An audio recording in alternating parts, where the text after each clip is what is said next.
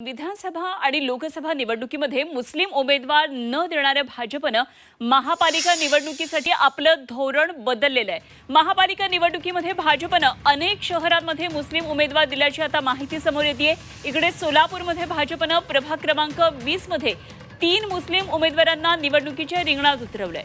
सोलापूरसह संभाजीनगर, ठाणे या महापालिकांमध्ये सुद्धा दिलेल्या मुस्लिम उमेदवारांविरुद्ध आता शिवसेना उद्धव बाळासाहेब ठाकरे पक्षानं भाजपवर टीकास्त्र सोडलंय।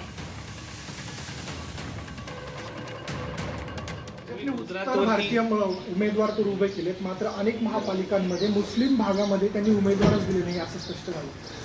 नाही, त्यांच्या मुस्लिम उमेदवारांनी अनेक ठिकाणी माघार सुद्धा घेतली, हे आपण पाहिलं असेल।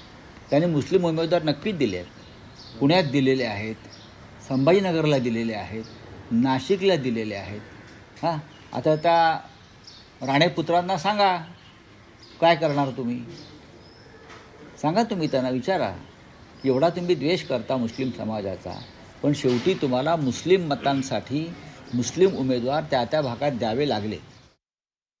भाजपाने 3 मुस्लिम उमेदवार दिले।